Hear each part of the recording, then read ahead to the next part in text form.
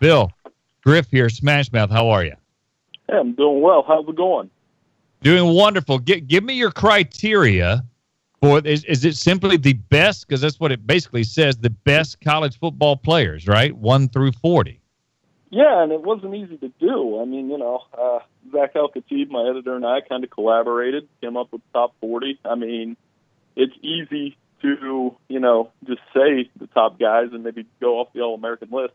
And I think the theme of this list certainly starts at the top with a defensive lineman, and they're all over that list. This is a really defensive line-heavy list, but, that's the deepest position in college football this year. Yeah, and I haven't counted up the SEC guys, but there's a ton. There's 12. There are 12 SEC guys?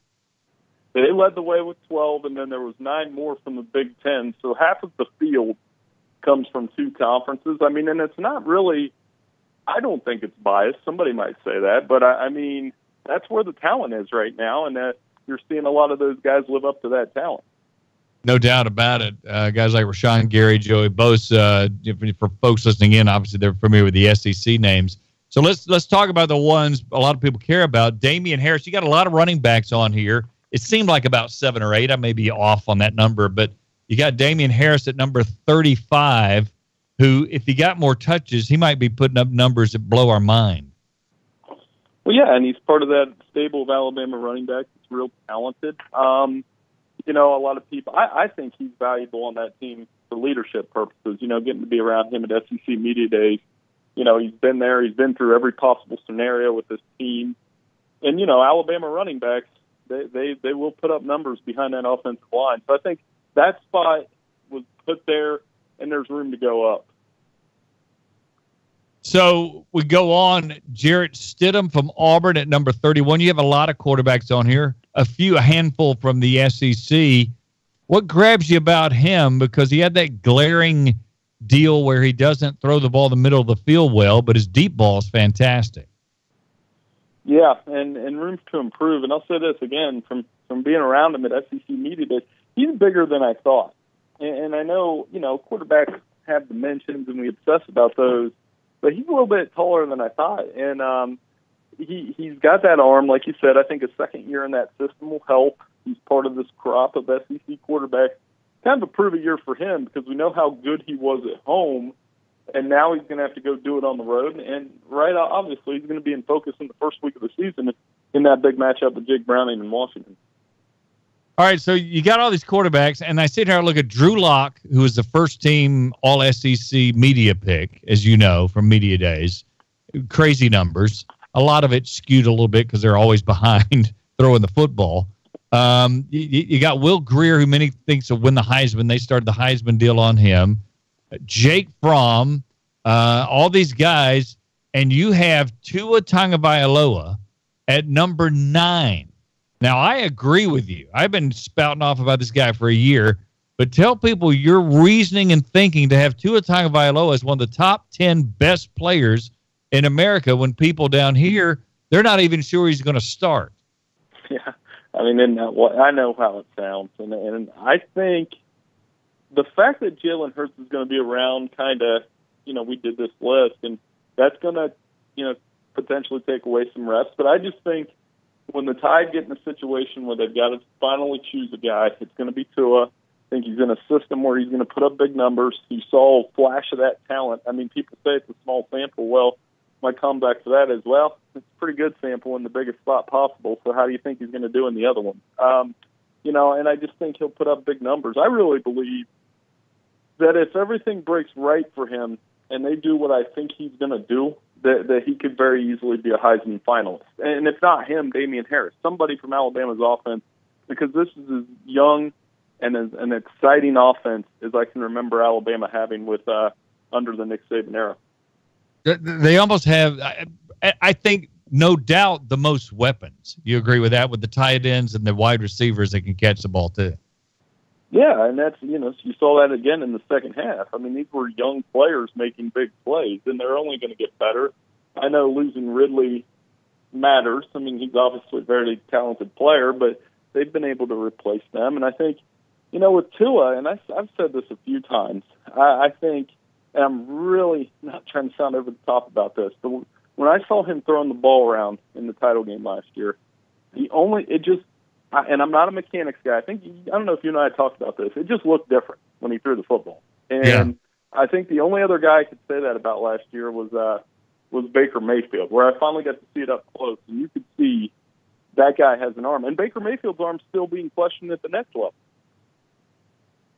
So did you feel weird, and your editor, when you're sitting there looking at the list, you go, okay, I got Tua Tagovailoa way ahead of Jake Browning, Will Greer, and Drew Lock.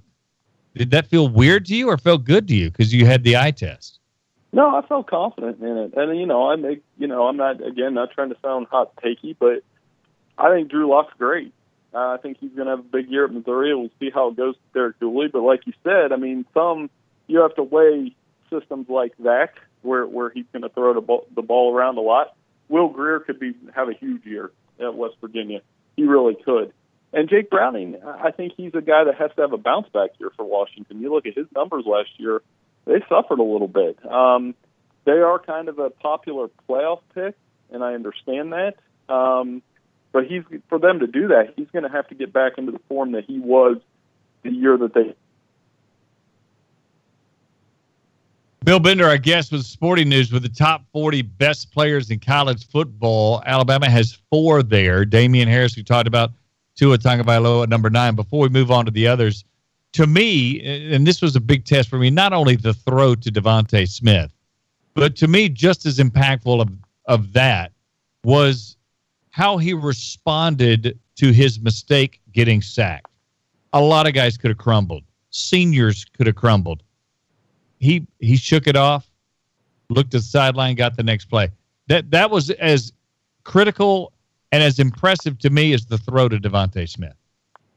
Well, it's a sign of incredible maturity. I mean, I was just talking about this with somebody while I was down in Atlanta, was how quickly that all unfolded. How can you go from, and I go back to like the field goal, the blanket hit, where I was like, wow, guys are making clutch kicks, clutch catches, clutch plays. And for them to go to 2nd and 26 and then go straight to the championship game, it happened so abruptly that my thought process during all that was, no, Alabama's going to lay up for a field goal here, try to get in field goal range and cross their fingers and hope their kicker makes one.